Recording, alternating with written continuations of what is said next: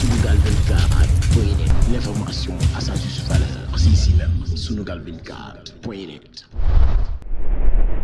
suñu dox tuuti mais ñi ci des le bureau et les conseillers dinañ leen ko liiral ak liy personne ressource yi nga xam ne jàpp na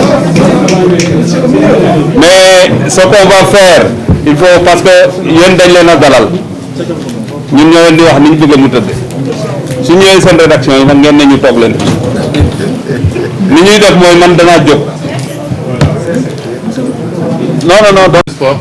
Je m'en vais vous dévoiler les membres qui composent le CNG de lutte. Au poste de président, M. Ibrahima Sen. Premier vice-président, Maïssa Ndiaye, chargé de la lutte avec frappe. Deuxième vice-président, M. Yacinthe Ndiaye, dit Manga 2, chargé de la lutte sans frappe. Troisième vice-président, vice-présidente, Isabelle Sambou, chargé de la lutte olympique. Quatrième vice-président, Abdou Aziz Gueye, chargé des finances. Cinquième vice-président, Issa Ndiaye, assisté de Madame Ndeye Ndiaye Tyson et de Babacar Noël Ndiaye pour la communication. Noël Ndoye, excusez-moi. vice-président chargé du marketing. C'est la vice-présidente chargée du marketing et de la communication. Pour le poste de trésorier général, M. Abdoulaye Fall. Le poste de trésorier général adjoint, M. Alioune Diouf. Au poste de directeur administratif, M. Ndiambe Diop. Au poste de directeur général administratif adjoint, Maguette Sow. Porte-parole du CNG, Adama Bob, assisté de Abdoulahad Ndiaye. Maintenant pour les commissions.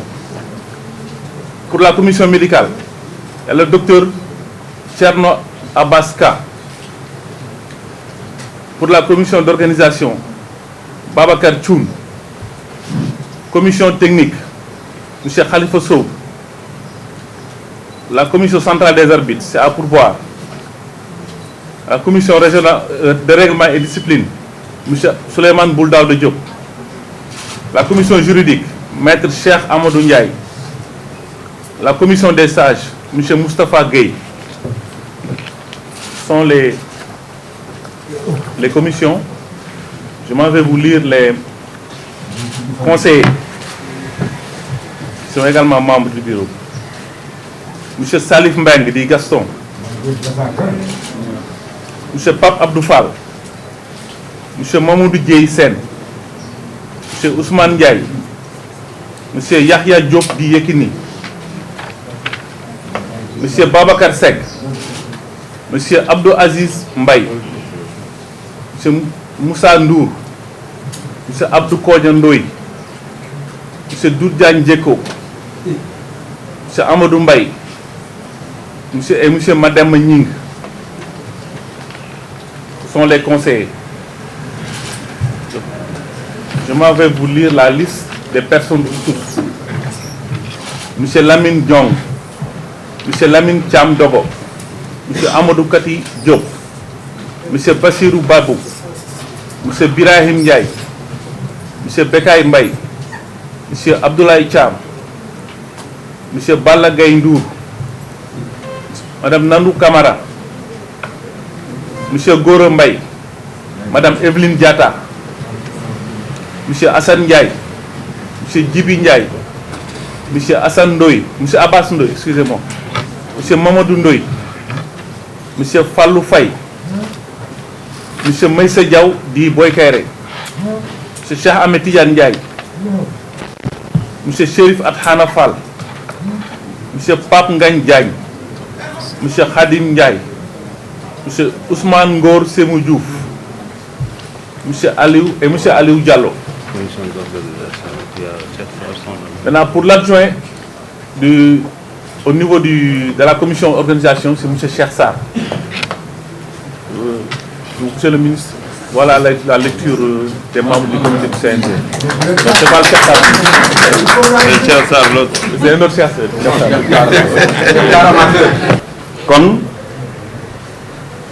su ma jëloon directeur des sports ne ko je te confie la lutte dina wut ñu mu àndal def ko su ma jëloon keneen noonu su ma jëloon Pape Abdou Fall noonu waaye waxtaan nañu ba jàpp ne ñun li ñu gis mën naa répondre aux préoccupations de la lutte li ci des mooy ñu ñaanal leen yàlla jàppale leen ñu liggéey pour seen réew. am na nag ñu bëri ñoo xamante ne bu liste bi génnee mënuma leen a tëb gërëm parce que day niroo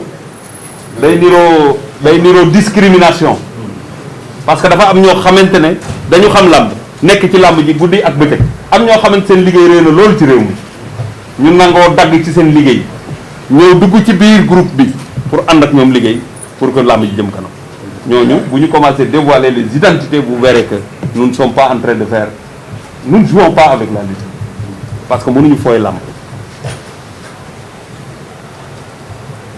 am na loo xamante ne nit bu jigéen nekkee fii war nañ koo fësal jigéen dina dugg ci CNG bi suñu toll parce que jigéen ñi it lu nit def war nañ cee bokk gis naa sax làmb jigéen waaw kon jigéen ñi war nañoo bokk ci ñuy dogal promoteur yi jigéen am na ñooñu yëpp dañ cee war a dugg arbitre bu jigéen am na naa sant nag ñëpp ñi nga xamante ne ñoo jàpp ci waxtaan wi may def di diisoog ñoom di waxtaan ak ñoom muy sama xarit yi parce que ay xarit lañu même bu ñu nekkee ci biir làmb ñi samay mag lañu man nag leen déglu te parce que xam naa ne lu nit waaye di xam ne kiy jël xaalisam di ko dugal ci làmb bëggul làmb yàqu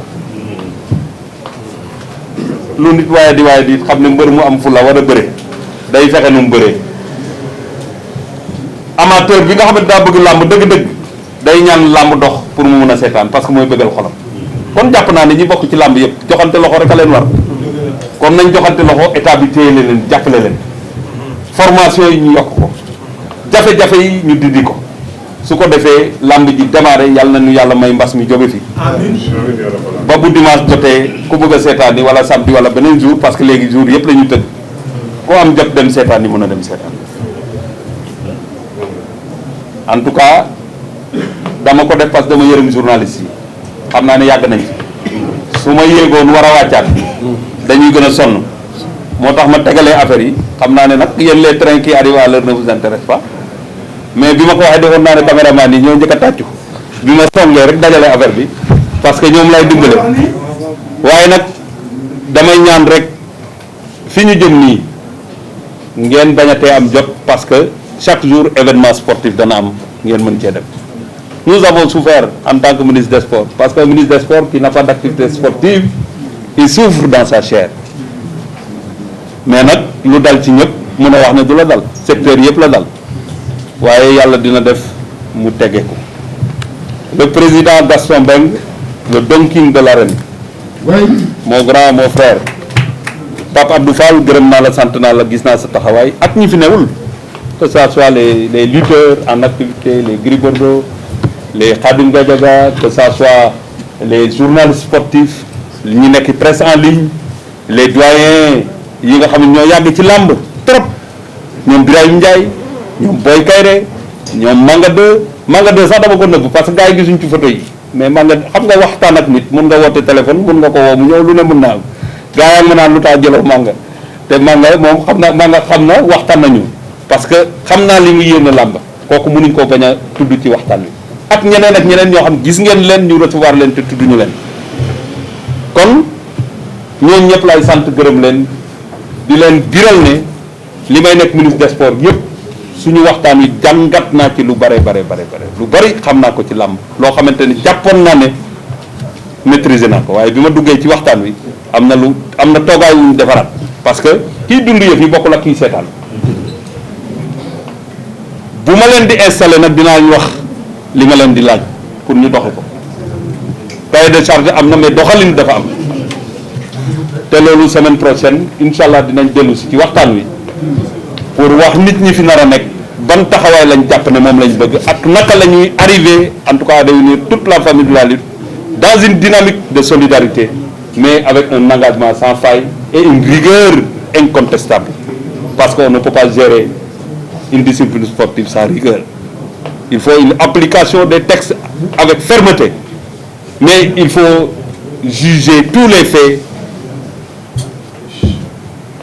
sans faire de la partialité. Il faut être impartial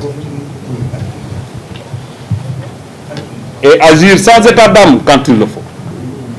mais il faut précéder toutes ces décisions-là par des discussions, des concertations, des consultations et tout ce qu'il faut. Vous allez me permettre, avant de donner la parole au DAPS, de donner la parole au Donking. Kooku moom man maa todd protocole bi joxal ko sama bopp parce que mënu fi nekk quand même ak li mu def ci làmb yëpp docteur di dem ñuy continuer liggéey bi te joxuñu ko kàddu kon Gaston je vous